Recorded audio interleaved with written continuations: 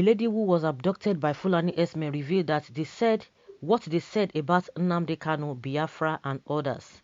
Following the accident caused by Fulani Herdsmen on Monday in Ebonyi State, a lady who survived the incident and barely escaped with her life revealed her encounter with herdsmen as she was interviewed by the news press.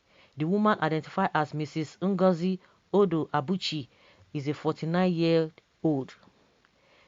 She graduated from the National Teachers Institute and worked in the Education Department of the Ishelu local government area of the state. She narrated that she took a motorcycle on her way back home. The Okada man was to take her from Nkalagu Junction to her home in Obiago.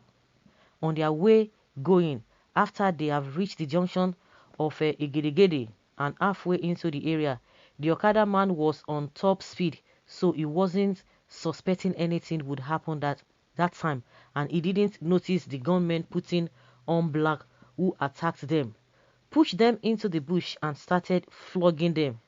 Ngozi said they were kicking and flogging them with machetes. My goodness, after which they killed the Okada man. She said they also captured other pedestrians along with her. They killed all the men and captured the women with their weapons. She said some of the gunmen took the hands and nose of the men which they killed. She said they were first people they abducted before capturing other motorcycles, killing the riders and abducting the females. She said she was seriously calling on God to rescue them. The attackers shot her up, but she kept on praying. She said one of the bandits stabbed her with a digger, but the leader shouted at him not to kill the women so that we will go and tell our people that this is the consequence of chasing Fulani herdsmen out of their community. He said she will take their warning to Nnamdi Kanu.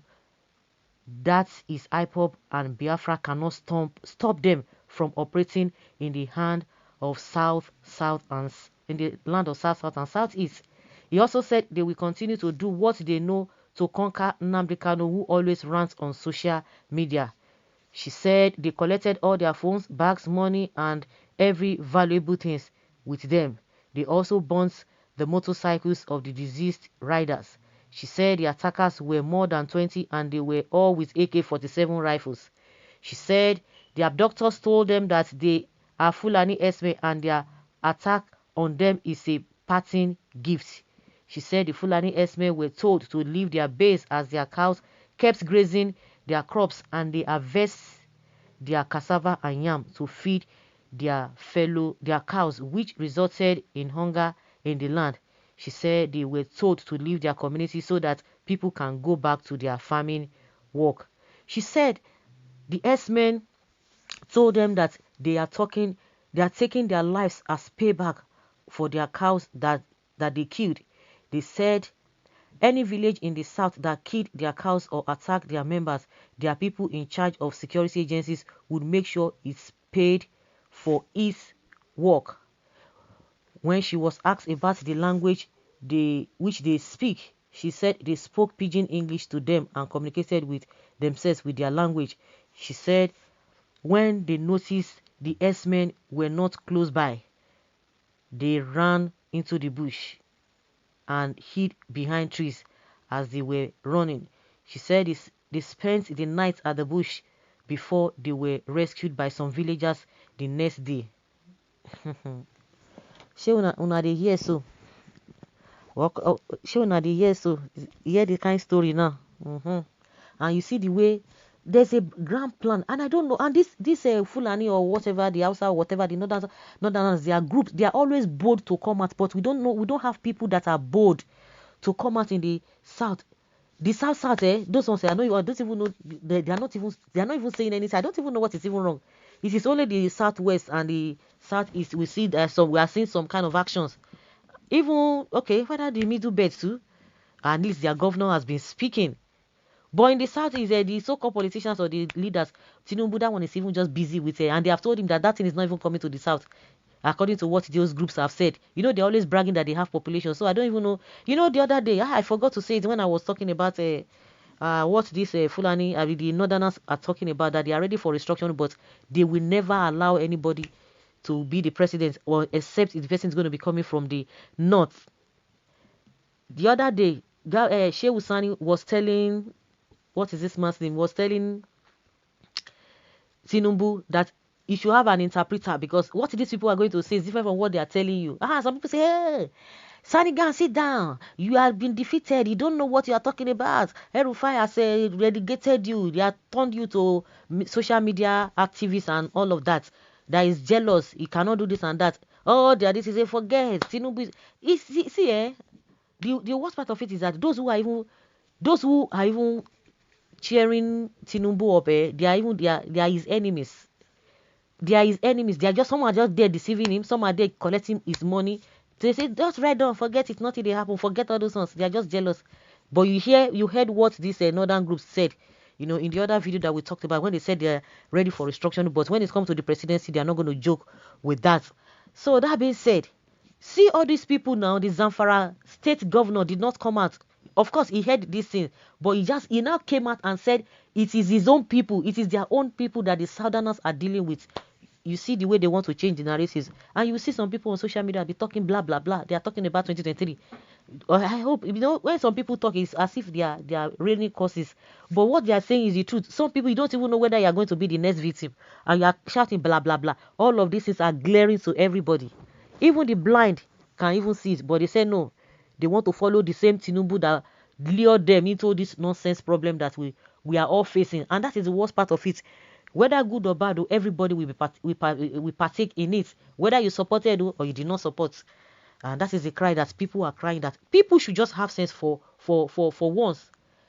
Well, this is what we call ethnic cleansing. The Herdsmen will murder a people, and the soldiers too will do same. Woe to the southeast and south governors who cannot read the handwriting on the wall simply because they want to offend. They don't want to offend the Fulani Caliphate. Is it by force? Can't they stay on their own?